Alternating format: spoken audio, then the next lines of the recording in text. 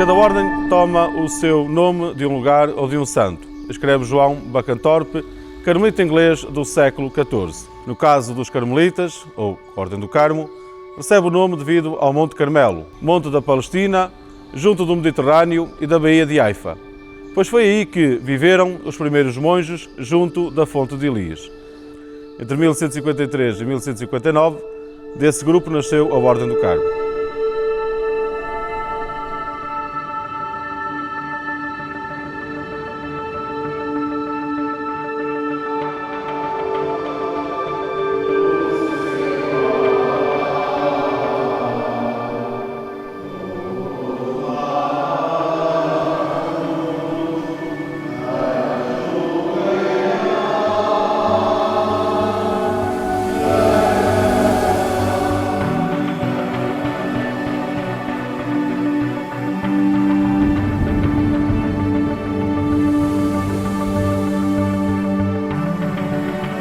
Em 1209, Alberto, patriarca de Jerusalém, dá-lhes uma forma de viver concreta, escrita a regra, e reúne-os perto da fonte de Elias, onde controla uma capela dedicada a Maria, Senhora do lugar. O valor central do carisma carmelita é a contemplação entendida como uma íntima relação com Deus em Jesus Cristo, que transborda numa vida de oração e fraternidade.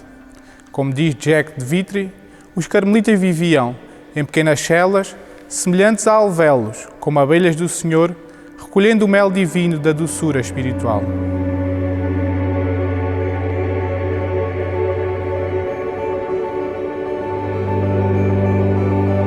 A primeira imigração para a Europa fez-se entre 1226 e 1229. As primeiras fundações na Europa mostram-nos claramente a intenção dos eremitas refugiados continuarem a vida solitária e contemplativa.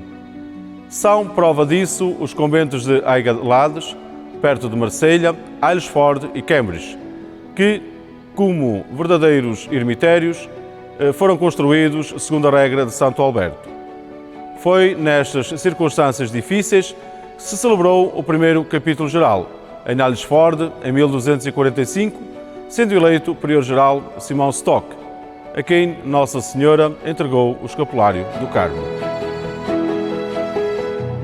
Os carmelitas chegaram a Portugal como capelães dos militares de São João de Jerusalém, vindos da Terra Santa, onde defendiam os lugares santos. Foi-lhes doado o convento construído pelos referidos militares em 1251 em Moura, onde nos encontramos.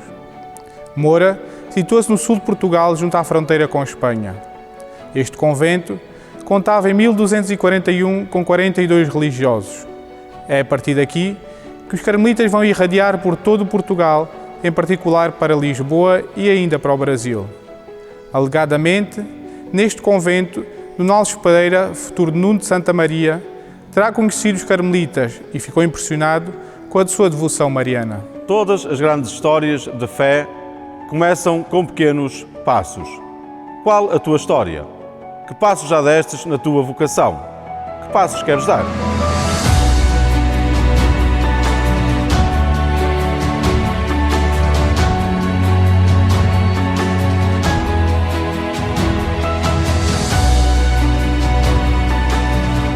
Em 1347, Dom Nuno Álvares Pereira, canonizado em 2009 com o nome de São Nuno de Santa Maria, manda construir o Convento do Carmo em Lisboa, onde nos encontramos. Nuno Álvares Pereira é uma das grandes figuras da nacionalidade portuguesa e um dos heróis da independência. Para este convento vieram religiosos do convento de Moura, solicitados e indicados pelo próprio Dom Nuno. Há exatamente 600 anos, em 1423, realiza-se o primeiro capítulo provincial em terras de Portugal, sendo eleito provincial o Frei Afonso Alfama. Elaboram-se os primeiros estatutos, que foram aprovados por D. João I em 1424.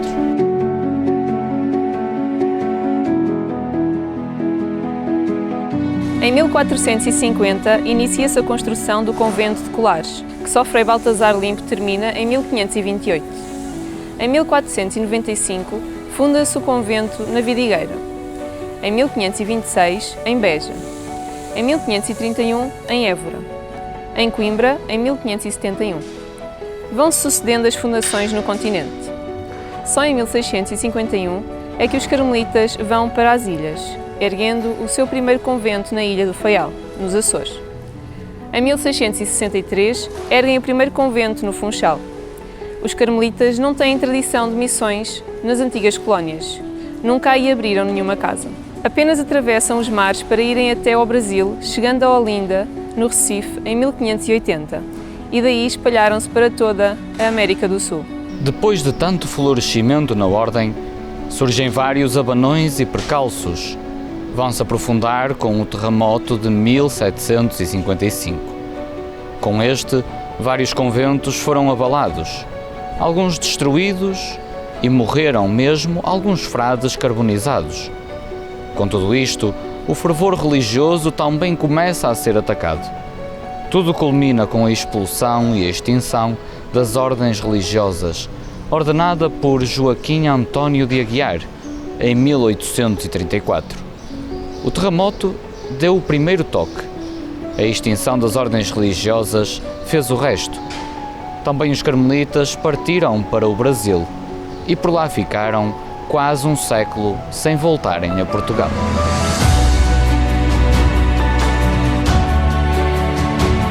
Hoje, o Complexo do Carmo pertence ao Estado português e nele está situado o Comando-Geral da Guarda Nacional Republicana. Foi neste local que se deram acontecimentos marcantes da história de Portugal, nomeadamente a consolidação da Revolução Democrática a 25 de abril de 1974. Do lado do Carmo, mantemos viva a presença carmelita, na Igreja e Centro da Ordem Terceira do Carmo. No dia 16 de julho, neste local, a Guarda Nacional Republicana, da qual a Senhora do Carmo é padroeira, realiza uma solene homenagem à nossa inspiradora.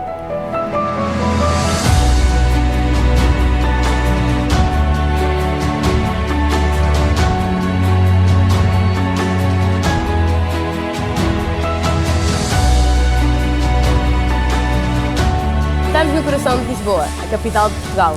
A Igreja deve estar no coração do mundo, testemunhando aí a beleza e a alegria do amor de Deus.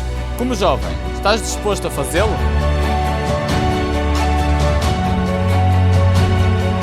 A restauração da Ordem Carmelita começa a partir de 1930, 96 anos depois da sua extinção.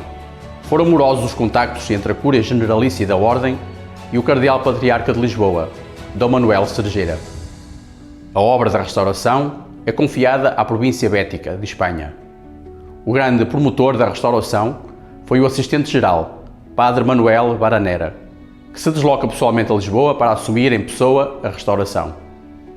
Vencidos os últimos entraves, o Padre Eliseu Maia é nomeado o primeiro superior da nova fundação.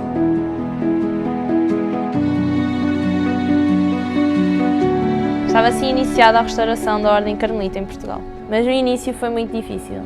Havia dificuldades de toda a ordem, sendo as principais de ordem económica e de pessoal. Depois de várias andanças, o Padre Maia, homem dinâmico, consegue abrir a primeira casa em Lisboa, na Travessa de Santa Quitéria, hoje Rua de Santa Isabel, onde nos encontramos e onde funciona o Centro de Estudos da Ordem do Carmo.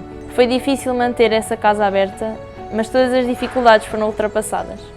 Em 1949, abre-se o primeiro seminário em Miranda do Douro.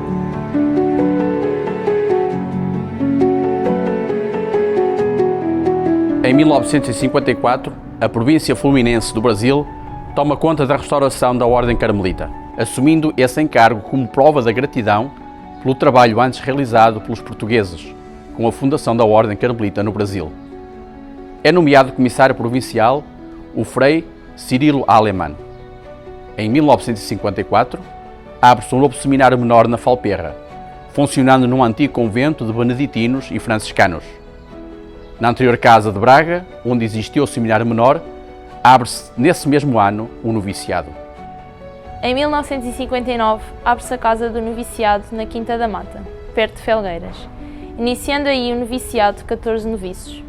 Em 1963, os carmelitas regressam a Moura, onde ficam como capelães do hospital, que fora outrora o convento primitivo da mesma ordem em Portugal. Em 1967, os carmelitas tomam conta da paróquia de Salvador de Beja. Mais tarde, nos anos 70, abrem uma presença em Santo António dos Cavaleiros e Frielas, onde passam a cuidar pastoralmente destas duas paróquias. Uma época de crise deu início a uma nova vida e impulso. Quando confiamos ao Espírito a condução da história, a fé sempre aparecerá. Na crise atual que vivemos, confiamos na força da fé?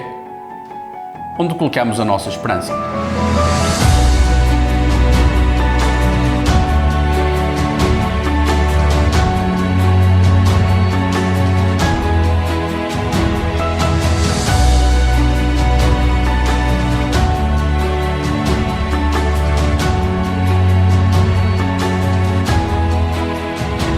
Em 1917, dão-se as 6 aparições em Fátima aos pastorinhos, Lúcia, Francisco e Jacinta. Segundo as memórias da irmã Lúcia, na aparição de 13 de setembro, Nossa Senhora diz que apareceria em outubro como Nossa Senhora do Carmo. No dia 13 de outubro, diz a Lúcia que num dos momentos da aparição, Nossa Senhora aparece com umas coisas penduradas na mão, o escapulário, e aparece com a imagem que se venera na igreja paroquial de Nossa Senhora do Carmo.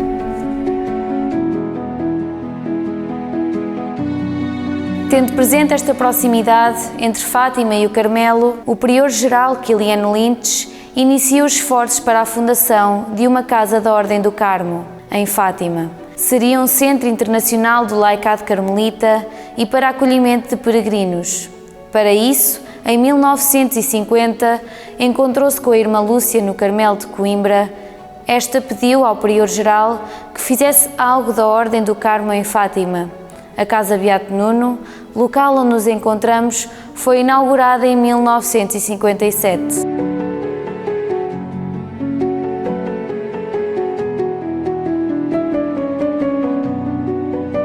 Neste local, tem-se realizado encontros importantes para a Ordem do Carmo em Portugal, na região ibérica e na Ordem em geral. Com a canonização do Beato Nuno de Santa Maria, em 2009, e depois de umas obras de remodelação e requalificação em 2010, a casa passa a chamar-se Casa São Nuno Hotel. Continua a acolher muitos peregrinos e a ser um centro divulgador da espiritualidade carmelita. Em Fátima recordamos Maria e o seu exemplo de serviço. Ela levantou-se apressadamente para ajudar Isabel. Como Maria, não hesitemos em fazer o bem. Estás disposto a isso? Queres fazer da tua vida um dom?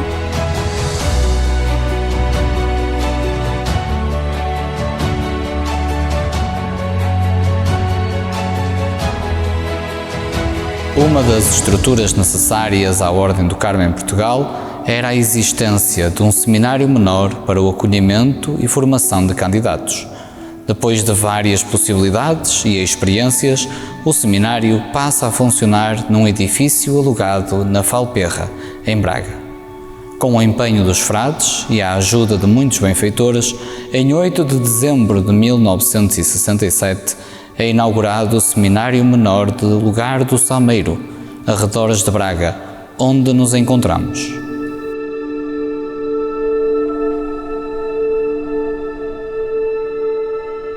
O Salmeiro fica numa montanha e possui um dos mais famosos santuários portugueses dedicado à Imaculada Conceição.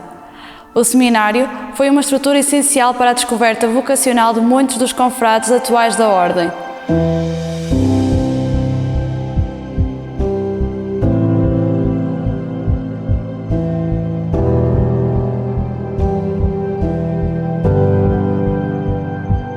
Atualmente, 100 seminaristas têm sido um lugar privilegiado para encontros de jovens, de movimentos, em particular os escoteiros, e para o exercício da caridade.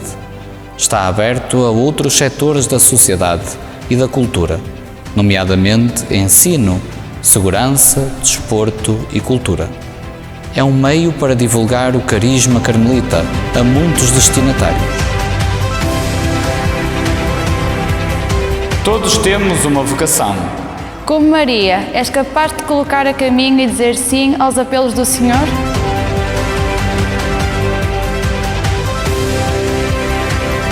A presença carmelita é muito popular.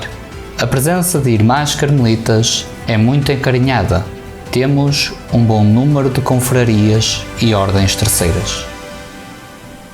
No nosso país, são muitas as capelas e paróquias dedicadas a Nossa Senhora do Carmo ou algum santo carmelita, mesmo onde não há presença humana carmelita. São Nuno de Santa Maria tem inúmeros lugares, ruas, fundações, escolas dedicadas ao seu nome.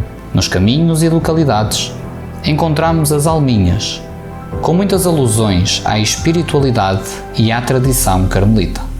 Em Portugal temos um enorme legado carmelita.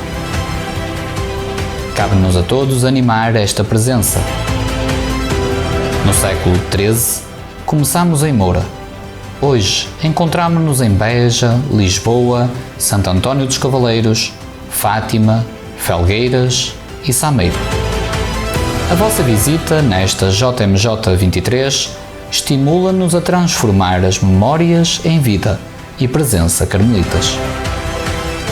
O nosso desafio é que, ao dar-nos o vosso testemunho de jovens carmelitas, leveis também ânimo e comunhão da nossa parte. Sejam bem-vindos ao Dia Carmelita da JMJ 23.